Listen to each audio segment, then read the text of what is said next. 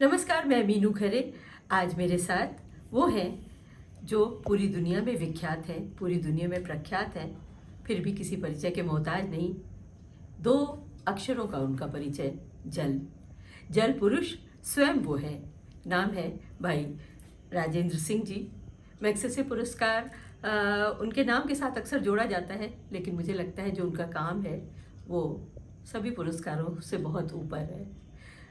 भाई राजेंद्र जी, आपका बहुत बहुत स्वागत करती हूँ मैं इस प्रोग्राम में। और मन सबसे पहले ये पूछने का करता है कि आप जल पुरुष कैसे बन गए? आप तो मेडिकल डॉक्टर थे। देखिए, ऐसा है कि जल जो है वो हमारे शरीर को बनाता है और ब्रह्मांड को भी बनाता है, भगवान को भी बनाता है। तो मैं तो ये सब बड़ी गहरी बातें नहीं समझता था, लेकिन मैं समझता था कि प्यासे लोग, प्यासी धरती, प्यासी नदियाँ सब अपने मूल व्यवहार को बदल रही थी और लोग उजड़ रहे थे।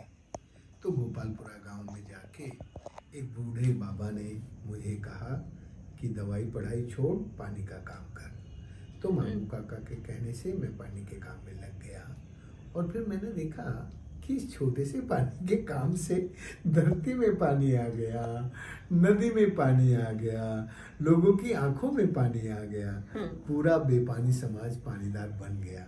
तो वो जो एक एक आंखों के सामने जो काम था, उससे शायद मेरे हार्मोन्स बदलने लगे, मुझे खुशियाँ आने लगी, इस काम में से आनंद आने लगा। मुझे लगने लगा कि यार ये तो बड़ा अच्छा काम है। तो अब मुझे ऐसा लगता ही नहीं कि मैं कुछ और काम कर रहा हूँ। मुझे वही लगता है कि जो मैं कर रहा हूँ वही जीवन का काम है और जीवन के काम में लगा हूँ। तो ये जो पानी का काम है ना, जब आपके आँखों में, आपके आत्मा और मन में ये उतर आता है तो बस फिर आप आनंदित हो जाते हैं और ऐसे काम में लग जाते हैं।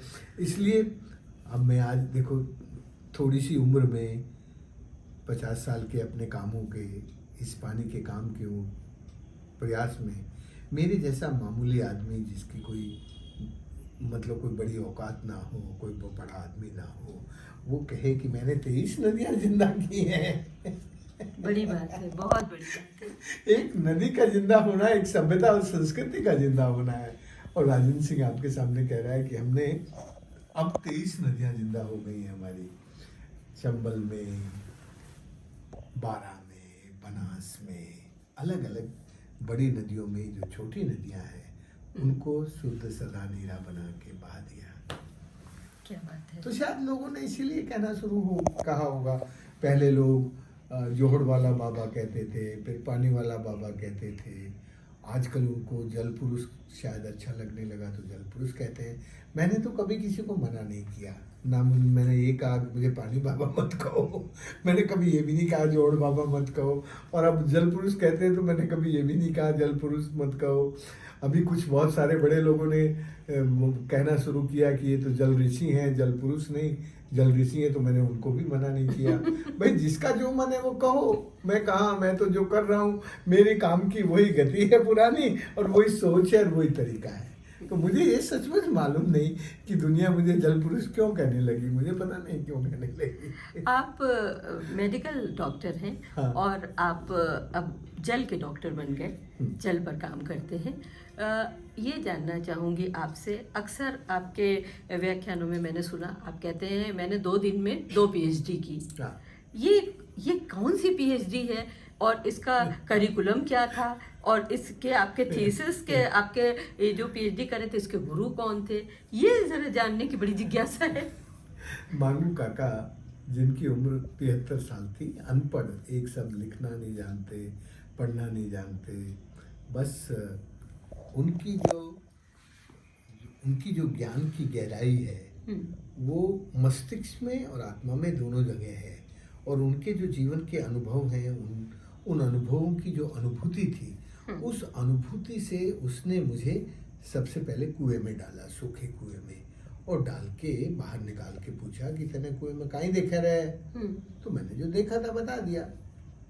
तो वो मुझे तब तक डालते रहे जब तक उनके सारे सवालों का जवाब ठीक से ना मिला। और उन्होंने दिन भर में 25 कुएं दिखाए। 25 कुएं दिखा के कहा अब तो धरती का पेट सीख गया। धरती का पेट सीखने का मतलब है कि तूने जियो हाइड्रोमॉर्फोलॉजी समझ ली है। अब तुझे जो साइट सिलेक्शन करना है वो सूरज पानी की चोरी ना कर सके वैसी समझ का, वैसी दृष्टि से पानी का काम करना है। तो मांगू काका ने मुझे धरती के पेट का विज्ञान एक दिन में सिखा दिया और सिखाने के बाद मुझे कहा कि अब तू धरती का पेट सीख गया। बस तो पहली पीएचडी थी मेरी, यदि अंग्रेजी में कहूँ तो जियो हाइड्रोमॉर्फोलॉजी में जी, जिसमें से मुझे एवोपरेशन लॉस रोकना था। वो उस समझ के बिना रुक नहीं सकता। तो सूरज की चोरी रोकना मेरी पीएचडी का सब्जेक्ट बन गया और मेरा जो सब टाइटल बन गया वो जियो हाइड्रोमॉर्फोलॉजी बन गया। तो ये पहली पीएचडी हुई सूखे कुएं दिखा के, 25 कुएं दिखा के। और मेरी पीएचडी का जो वैलिडेशन हुआ ना, पीएचडी देने से पहले 3 प्रोफेसर बैठते हैं वैलिडेट करने के लिए कि ये कैपेबल है कि नहीं है। मेरी पीएचडी का वैलिडेशन 3 प्रोफेसरों ने नहीं किया, मेरी पीएचडी का वैलिडेशन 25 कुओं ने किया। जब तक उन 25 कुओं का ठीक जवाब नहीं मिले तब तक मेरे गुरु ने मुझे पानी का डॉक्टरेट नहीं प्रदान की। डॉक्टरेट प्रदान नहीं की।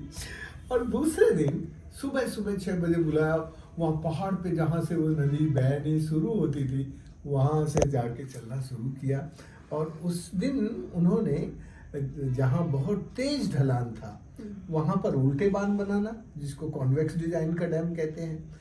जहाँ जेंटल स्लोप थे वहाँ सीधे डैम बनाना, और जहाँ नेचुरल डिप्रेशन था और मिट्टी में क्ले थी और लाइम कंटेंट था वहाँ पर जोहड़ बनाना कॉनकेव। तो दूसरा जो दिन था वो साइट सिलेक्शन, क्योंकि साइट सिलेक्शन के बिना आप इंजीनियरिंग से या किसी टेक्नोलॉजी को यूज करके करेंगे तो ठीक नहीं होगा। तो पानी के काम में साइट सिलेक्शन सबसे इम्पोर्टेंट होता है जी। तो साइट सिलेक्शन सिखाया, और जो लोकल मटेरियल है, आपको किस तरह की साइट पर कौन सा मटेरियल काम आएगा वो पैदल चल के नदी के किनारे किनारे मिट्टी पत्थर का ये सब सिखा दिया कि ये यहाँ मिले। और तीसरा जो पानी के लिए झगड़े होते हैं उनको मिटाने का, ये जो आपसी खींचातान होती है कि तूने मेरा पानी रोक लिया, मुझे इस पानी पे तो मेरा राइपेरियन राइट था वगैरह वगैरह, ये सब लड़ाई झगड़े आपस में होते ही हैं समुदायों के, एक गांव के दूसरे गांव के। तो उसने ये सिखा दिया कि गांव वालों को ये समझाना है कि हमने पानी केवल ऊपर नहीं पकड़ा है, हमने केवल पानी को चलना सिखाया है। ये जो बांध बना है इसमें बारिश के दिनों में पानी रुकेगा, फिर ये पानी धीरे धीरे नीचे जाएगा और नीचे चल के तुम्हारे कुओं में जाना है। तो पानी को हमने चलना सिखाया है। फिर ये जब रेंगने लगा है तो फिर पकड़ के धरती के पेट में बैठाया है। फिर उसको सूरज की नजर नहीं लगी, वो उड़ा नहीं, तो उसी पानी से हमने अपना जीवन चलाना सीख लिया। तो ये जो तरीका था इसको कहते हैं प्राकृतिक अभियांत्रिकी। तो ये प्राकृतिक अभियांत्रिकी जो थी ये संवेदनशील थी और इसमें संचेतना थी। तो संवेदनशील संचेतनापूर्ण जो अभियांत्रिकी है और प्रौद्योगिकी है वो हमारे जीवन में बहुत जरूरी है। आजकल वो हमारी यूनिवर्सिटीज में वो संवेदना और संचेतना नहीं बचती, केवल कैलकुलेशन बचती हैं। जब भी वो कोई साइट सिलेक्शन करके डिजाइन करते हैं ना, उसमें उनकी सब कैलकुलेशन रहती है जी। भाई कैलकुलेशन जरूरी है, मैं मना नहीं कर रहा कि कैलकुलेशन के बिना सब कुछ सारा काम हो जाएगा, उसको मैं ऐसा डिस्कार्ड नहीं कर रहा हूँ। पर मैं ये कह रहा हूँ कि वो कैलकुलेशन उस जगह की जो एग्रो इकोलॉजिकल क्लाइमेटिक डाइवर्सिटी है, उस डाइवर्सिटी को समझकर साइट सेलेक्ट करना और फिर उसको एग्जीक्यूशन करना। हर जगह एक तरह की डिजाइन, एक तरह की इंजीनियरिंग काम में नहीं आती।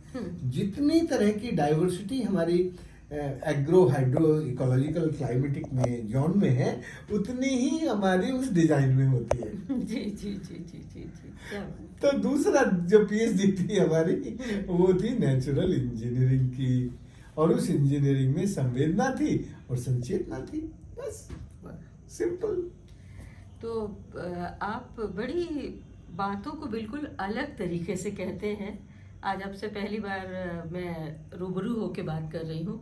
मुझे लग रहा है उन्हीं बातों को एक नए पर्सपेक्टिव में कहना, उन्हीं बातों को एक नए अंदाज में कहना, तभी शायद आप जैसे लोग बनते हैं। भगवान में विश्वास रखते हैं? जरूर। तो पूरा। आप भगवान में विश्वास रखते